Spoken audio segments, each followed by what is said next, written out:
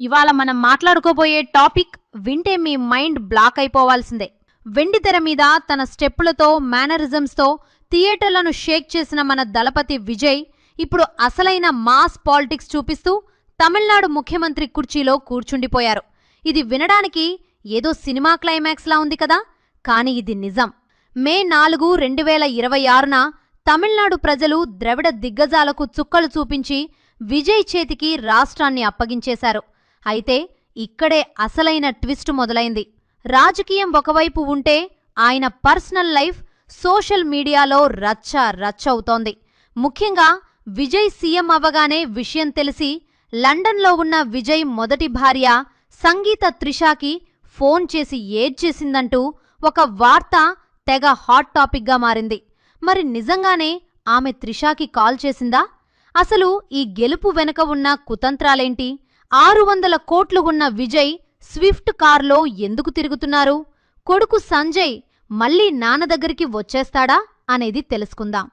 ఫైనల్గా విజయ్ ముఖ్యమంత్రిగా గెలిచి తనేంటో అందరికి నిరూపించాడు. దీంతో ఆ రాష్ట్ర ఫ్యాన్స్ మాత్రమే కాదు, తెలుగు రాష్ట్రాల్లో ఉన్న ఫ్యాన్స్ కూడా మేనరిజమ్స్తో థియేటర్లను షేక్ చేసిన మన దళపతి విజయ్ ఇప్పుడు అసలైన మాస్ పాలిటిక్స్ చూపిస్తూ తమిళనాడు ముఖ్యమంత్రి కుర్చీలో కూర్చుండిపోయారు. ఇది వినడానికి ఏదో సినిమా క్లైమాక్స్ లా ఉంది కదా, కానీ ఇది నిజం. మే 4, 2026న తమిళనాడు ప్రజలు ద్రవిడ దిగ్గజాలకు చుక్కలు చూపించి విజయ్ చేతికి రాష్ట్రాన్ని అప్పగించేశారు. అయితే ఇక్కడే అసలైన ట్విస్ట్ మొదలైంది. రాజకీయం ఒకవైపు ఉంటే ఆయన పర్సనల్ లైఫ్ సోషల్ మీడియాలో రచ్చ రచ్చవుతోంది.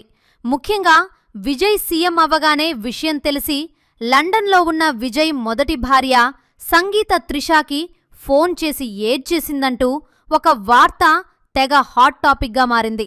మరి నిజంగానే ఆమె త్రిషాకి కాల్ చేసిందా? అసలు ఈ గెలుపు వెనుక ఉన్న కుతంత్రాలేంటి? 600 కోట్లు ఉన్న విజయ్ స్విఫ్ట్ కార్లో ఎందుకు తిరుగుతున్నారు? కొడుకు సంజయ్ మళ్లీ నాన్న దగ్గరికి వచ్చేస్తాడా అనేది తెలుసుకుందాం. ఫైనల్గా విజయ్ ముఖ్యమంత్రిగా గెలిచి తనేంటో అందరికి నిరూపించాడు. దీంతో ఆ రాష్ట్ర ఫ్యాన్స్ మాత్రమే కాదు, తెలుగు రాష్ట్రాల్లో ఉన్న ఫ్యాన్స్ కూడా ఫుల్ ఖుషి అవుతున్నారు. ఇప్పటికే ఆయన ఇంటి దగ్గర తెగ సందళ్లు మొదలయ్యాయి. అయితే ఇదంతా ఇలా ఉంటే మరోవైపు విజయ్ పర్సనల్ లైఫ్లో జరుగుతున్న సీరియల్ డ్రామానే జనాన్ని ఎక్కువ ఆకర్షిస్తోంది. విజయ్ సీఎం అవ్వగానే ఆయన మాజీ భార్య సంగీత త్రిషకు ఫోన్ చేసి ఎమోషనల్గా మాట్లాడిందని తెగ న్యూస్ వైరల్ అవుతుంది. నిజానికి గత కొన్నాళ్లుగా సంగీత లండన్లో ఉంటూ విజయ్కు విడాకులు ఇచ్చేసింది. దానికి కారణం త్రిషతో విజయ్కు ఉన్న రిలేషనే అనే తెలిసింది. పైగా విజయ్ తన గెస్ట్ హౌస్ పక్కనే త్రిషకు ఒక ఖరీదైన బిల్డింగ్ కొనిచ్చాడని, వీరిద్దరి ఫోటోలు లీక్ అవడంతో అది నిజమే అని తేలింది. అయితే ఇప్పుడు సంగీత త్రిషకి కాల్ చేసి మాట్లాడిందని, నీ వల్లే నా కాపురం నాశనమైందని, ఇవాళ నేనుండే స్థానంలో నువ్వున్నావని ఆమె అన్నట్లు కొందరు రాసుకొస్తున్నారు. కానీ సంగీత విజయ్ నుండి విడిపోయాక ఆయనకు సంబంధించినవి అన్నీ వదిలేసి కనీసం ఆయన గురించి కూడా ఎలాంటి పట్టింపు లేకుండా పిల్లలను చూసుకుంటుంది. అంతేకాని ఆమె త్రిషకి ఫోన్ చేసి మాట్లాడటమనేది నిజానికి జరగని పని. అంతేకాదు, విజయ్ ఒక రాష్ట్రానికే రాజు కావడంతో సంగీత తన నిర్ణయాన్ని మార్చుకొని మళ్లీ వచ్చేస్తాదేమో అని సోషల్ మీడియాలో సెటైర్లు పేలుతున్నాయి. అధికారం ఉంటే అన్నీ సర్దుకుపోతాయి అన్నట్టు త్రిష రెండో భార్యగా ఉన్నా నాకు ఓకే అని సంగీత అడ్జస్ట్ అయిపోతుందా అని జనం నోళ్లు పారేసుకుంటున్నారు. పాపం, ఒక ముఖ్యమంత్రికి ఇంతకంటే పెద్ద తలనొప్పి ఏముంటుంది చెప్పండి?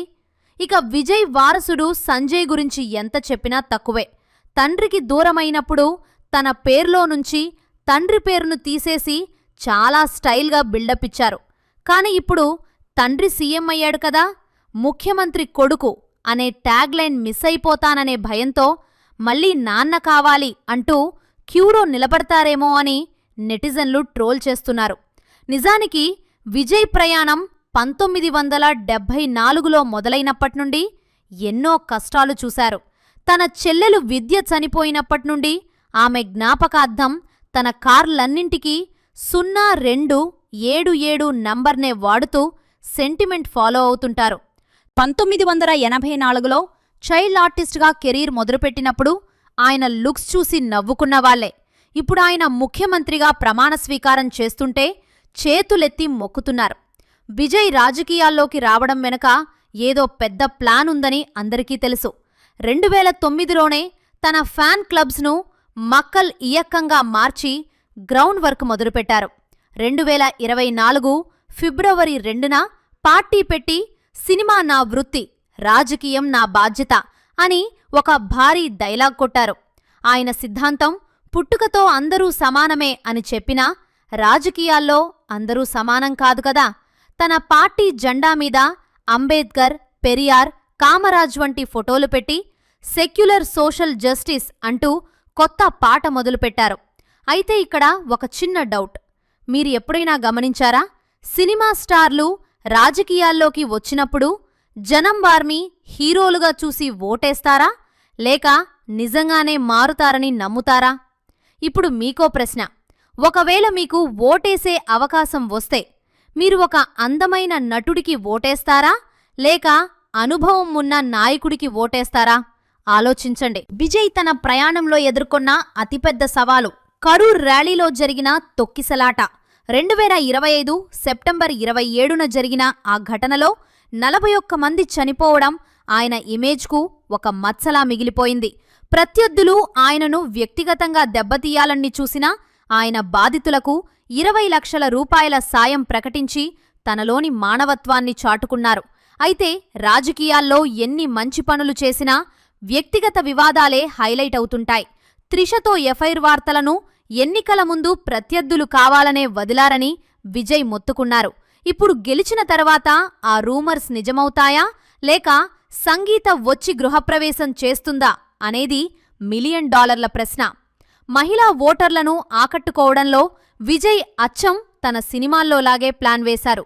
పెళ్లిళ్లకు బంగారం, పట్టుచీరలు, నెలకు 2,500 రూపాయల నగదు, ఉచిత గ్యాస్ సిలిండర్లు, ఇలా ఒకటేమిటి మహిళలకు కావలసినవన్నీ వరాల రూపంలో కురిపించేశారు. ముఖ్యంగా పుట్టిన బిడ్డలకు గోల్డ్ రింగ్ ఇస్తామన్న హామీ వింటే విజయ్ అన్న మా ఇంటి మనిషి అని మహిళలు ఫిక్స్ అయిపోయారు. అందుకే ఈ ఎన్నికల్లో వారసత్వ రాజకీయాలకు జనం ప్యాకప్ చెప్పేశారు. స్టాలిన్ గారి కొడుకు ఉదయనిధి స్టాలిన్ తన సొంత నియోజకవర్గంలోనే తోక ముడిచారంటే విజయ్ మేనియా ఎంత తీవ్రంగా ఉందో అర్థం చేసుకోవచ్చు. విజయ్ ఆస్తుల గురించి తెలిస్తే మీకు కళ్ళు తిరగడం ఖాయం. 640 కోట్ల రూపాయల ఆస్తులు ఉన్నా ఆయన దగ్గర ఒక పాత మారుతి స్విఫ్ట్ కార్ కూడా ఉండడం అందర్నీ ఆశ్చర్యపరుస్తోంది. 600 కోట్లు ఉన్నవాడు స్విఫ్ట్ కారులో తిరగడమంటే అది నిరాడంబరత అనుకోవాలా, లేక ఇదో పొలిటికల్ గిమ్మిక్ అనుకోవాలా?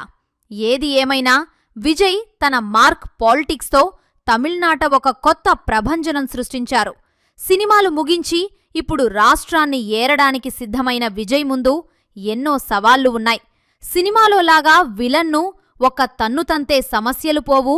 ఇక్కడ నీటి ఎద్దడి, నిరుద్యోగం, అవినీతి వంటి అసలైన విలన్లతో పోరాడాలి. ఫైనల్గా చూస్తే ఒక మామూలు చైల్డ్ ఆర్టిస్టుగా మొదలైన విజయ్ ఇప్పుడు ముఖ్యమంత్రిగా తన క్లైమాక్స్ను గ్రాండ్గా ప్లాన్ చేసుకున్నారు.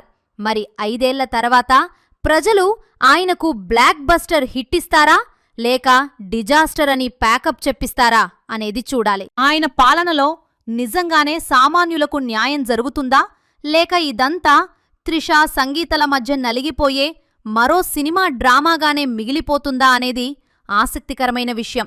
ఏది ఏమైనా విజయ్ దారి, దళపతి దారి.